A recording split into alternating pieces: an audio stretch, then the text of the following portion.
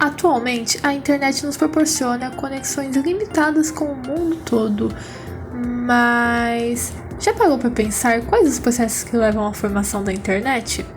Esse é exatamente o assunto tratado no primeiro capítulo do livro A Galáxia da Internet.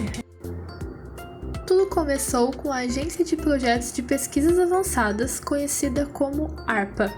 A ARPA foi criada em 1958 pelo Departamento de Defesa dos Estados Unidos, na tentativa de unir universitários e a fim de gerar recursos e obter superioridade tecnológica militar em relação à União Soviética.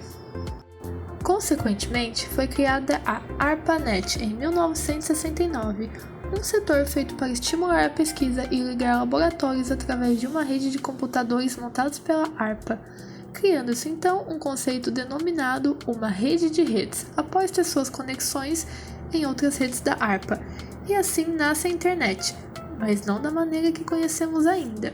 Vale ressaltar que foi nessa mesma época em que o primeiro e-mail foi trocado entre duas universidades, porém ocorreu um erro na falha ao receber. Mas o que chamou mais atenção nesse departamento foi quando eles adquiriram uma arquitetura de protocolos onde a rede permitia que usuários participassem do aperfeiçoamento dos softwares para a internet, adotado principalmente pelos centros universitários.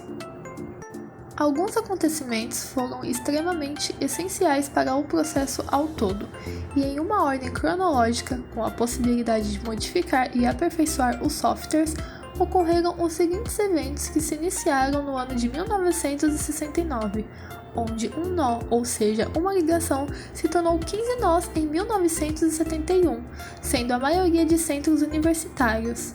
Já em 1973, o Protocolo de Controle de Transmissão, conhecido como TCP, foi criado em um seminário por um grupo de franceses.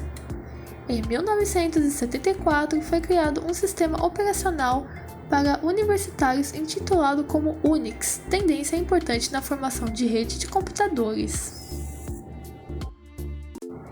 E em 1978, na Universidade da Califórnia, foi criado o IP e dividido com o TCP, tornando o TCP/IP usado até hoje. Já na década de 80, foi criada a Usenet na Universidade da Califórnia, sendo uma das adaptações do sistema Unix. Porém, a internet só levou esse nome quando ocorreu a sua expansão em 1982, em países como a Holanda, a Dinamarca e a Suécia. Entre o ano de 1982 para 1983, foi feita uma divisão entre a Milnet, responsável pelos assuntos militares, e a ARPANET, deixando-a apenas para fins de pesquisa. E ainda na década de 80, a internet foi liberada para acesso de modo comercial nos Estados Unidos. E no início dos anos 90, a internet já era vista como um sistema de comunicação flexível e descentralizado que conta com a colaboração de seus novos usuários. E foi quando passou a ser utilizada pela população em geral, através de empresas que começaram a oferecer conexão de internet de maneira empresarial e residencial. Ainda nos anos 90, Tim Berners, talvez um dos nomes mais importantes para esse processo de criação, foi o responsável por implantar softwares que permitiam acrescentar informações no formatos HTTP, MTML e URL. Além disso, Berners também foi o responsável pela produção do World Wide Web, um sistema de hipertexto no qual as informações podem ser acrescentadas pelo usuário e acessadas por um computador que estiver conectado à rede, também conhecido como o famoso www, sendo considerado o primeiro navegador. E junto ao World Wide Web começaram a surgir outros navegadores para a internet. E se tratando de World Wide Web, em uma tentativa de uma versão modificada foi projetado o Mosaic, feito por um estudante no intuito de obter capacidade gráfica capaz de distribuir imagens pela internet. Porém, não durou tanto tempo, apesar da sua contribuição ser muito importante para todo esse processo.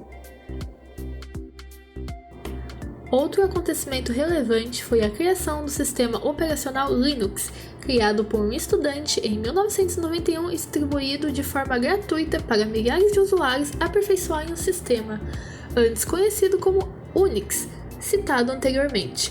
Vale ressaltar que o Linux é um dos sistemas operacionais de mais sucesso até hoje.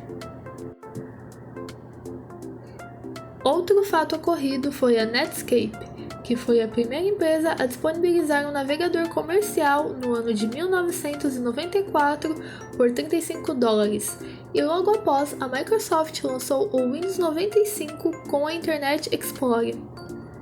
Dado todos os acontecimentos, a população de redes fora dos Estados Unidos passou a ser de 20% a 40% entre os anos de 1990 a 1995.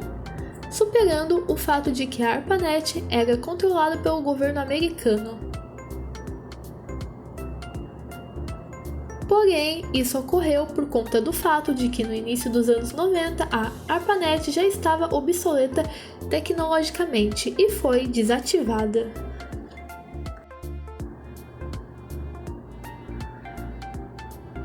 Foi nesta mesma década ainda, mais precisamente no ano de 1995, que a internet explodiu, sendo conhecida pelo mundo todo, tendo seu início não no meio dos negócios, mas sim como uma ferramenta de guerra. Porém, fatores como a flexibilização, liberdade criativa e cooperação foram compensadoras em termos de tecnologia. Sendo assim, a criação da internet foi uma junção de cientistas, engenheiros, estudantes e professores e os primeiros usuários da rede, e ao longo do tempo uma junção de todas as pessoas que utilizam a internet. Ou seja, a internet é acima de tudo uma criação cultural.